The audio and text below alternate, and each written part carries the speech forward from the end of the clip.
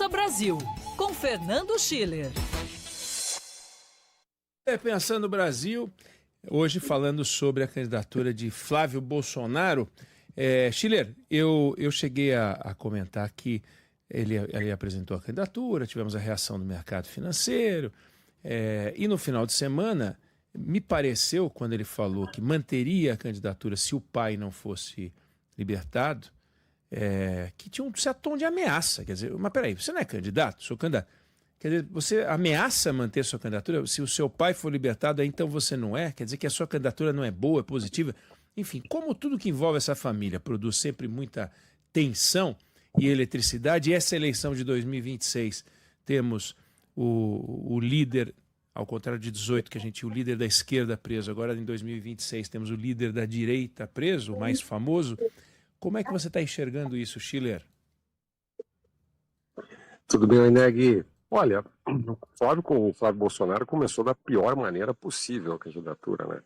Porque tu tens toda a razão. Quer dizer, a primeira declaração dele, quer dizer, quando você tem um candidato, qual é a expectativa? O que eu tenho a dizer ao país, né?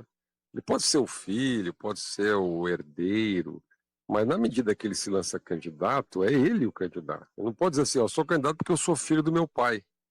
Como meu pai está preso, ele tem que colocar alguém no lugar dele, então ele me escolheu. Então eu sou candidato porque meu pai me escolheu.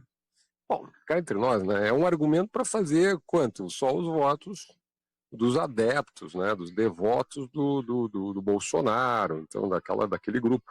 Ou de quem é tão antipetista ou tão antilulista que vota em qualquer candidato que seja contra o Lula, contra o PT. Tem uma faixa importante, como tem do outro lado também. Tem um candidato que, né?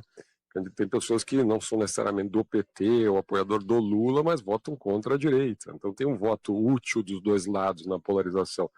Então quando você faz a simulação, dá mais ou menos isso. As pesquisas praticamente são unânimes, né? O Flávio Bolsonaro 15 pontos atrás do Lula, pode ser 14, pode ser 16, pode ser um pouco mais ou um pouco menos, mas é uma distância razoável, não é?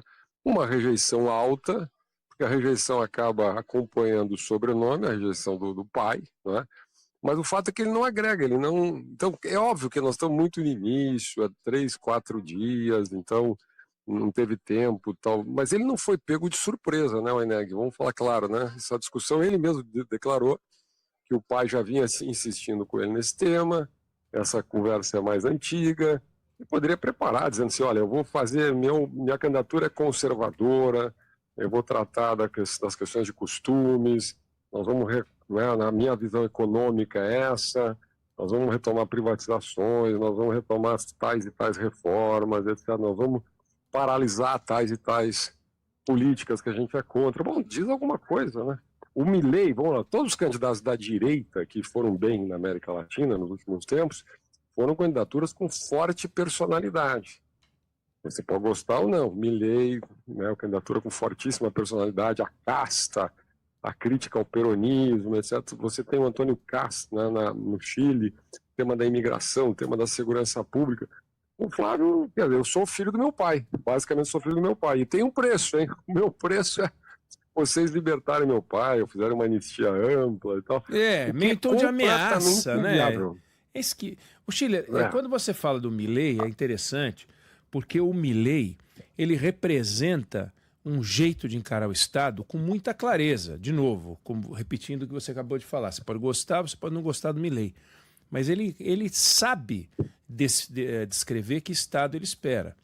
Quando você ouve o Flávio Bolsonaro falando, você não tem a menor ideia do que ele representa. Lula foi eleito em 2022 sem projeto de governo.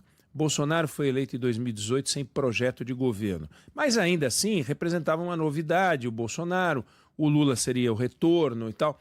O que o Flávio Bolsonaro propõe, ao que você falou, propõe para o país? Será que nós vamos para 2026 com mais uma eleição sem que o debate se aprofunde sobre produtividade, sobre taxa de juros, sobre crescimento, sobre o tamanho do Estado, sobre o papel do Estado, as agências reguladoras? E aí, você acha que vamos para 2026 na mesma linha de sempre? Porque o Milei discutiu a Argentina. Olha, essa discussão para frente, focada em economia, em modelo de Estado, enfim, política pública, vamos dizer assim, é a discussão do Tarcísio de Freitas, pode ser a discussão do Ratinho Júnior, né? Pode ser a discussão até do Romeu Zema, que são governadores, que têm um perfil mais institucional, que têm uma visão, vamos chamar assim, pró-mercado, né? Uma visão do Estado mais regulador, então tem visões diferentes da esquerda brasileira. Essas são as questões que interessam. Quantas vezes a gente discutiu na Band, Canal Livre, próprio processo eleitoral, você tem visões diferentes do Brasil. A história brasileira, nos últimos 40 anos, você tem duas grandes visões.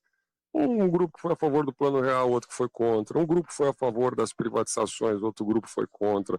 Um grupo foi a favor da lei de responsabilidade fiscal, outro grupo foi contra. Depois, recentemente, no governo Temer, um grupo que foi a favor da reforma trabalhista, outro foi contra. Depois, um grupo que foi a favor da reforma da Previdência, outro foi contra. Isso não é matemática, não é 2 mais 2 exatamente 4, mas são blocos, são visões. Agora mesmo nos jornais, eu estava lendo o Edinho, o deputado Edinho, esse prefeito Edinho do PT, presidente do PT, dizendo, olha, o quarto mandato do Lula, se aparecer, se surgir, vai ser nós vamos retomar essa ideia do protagonismo do Estado, do dirigismo econômico. Então, bom, ele está deixando claro isso. Essa visão neodesenvolvimentista, clássica da esquerda na América Latina, enfim, que é mais ou menos conhecida no Brasil, hein? O papel do BNDES, o papel das estatais.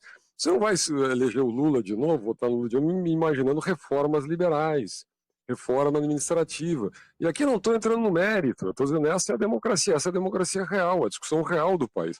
Agora, quando você tem a candidatura do Flávio Bolsonaro, a minha impressão é que é uma candidatura no retrovisor, quer dizer, está olhando para trás. O problema do Bolsonaro lá atrás, a disputa com o Lula lá atrás, o tema da invasão lá dos prédios públicos em Brasília, do 8 de janeiro, toda uma carga, digamos, de passado, né? A memória do governo Bolsonaro, o embate ideológico brasileiro, e que é o problema do Bolsonaro, porque o Bolsonaro está preso, é natural que ele queira uma representação dele no debate, que ele queira ocupar esse espaço, que ele queira negociar, que ele queira barganhar, e aí abre-se um problema disso, né? Que a gente vai discutir muito esse tema ao longo do ano, mas tem uma questão interessante que é o seguinte: quando você pode imaginar que o eleitorado é uma espécie de praia.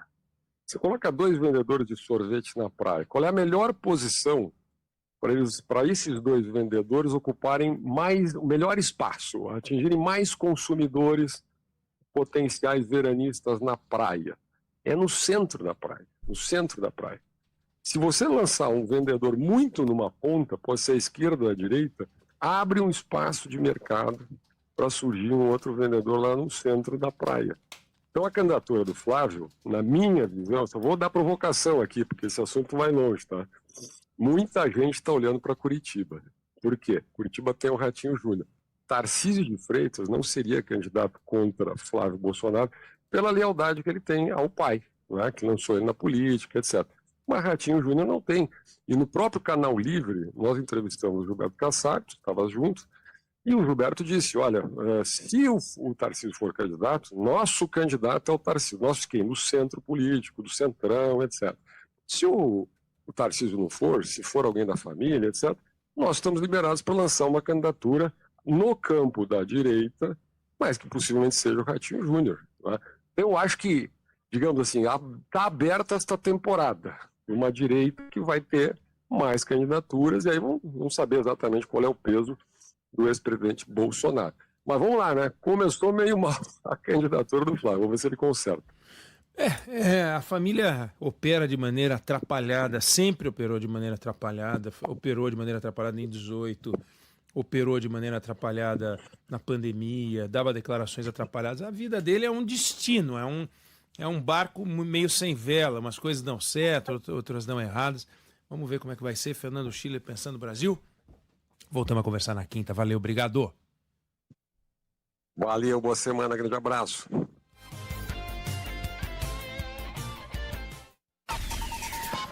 Tecnologia, com Warrison Lacerda e Eduardo Frumento.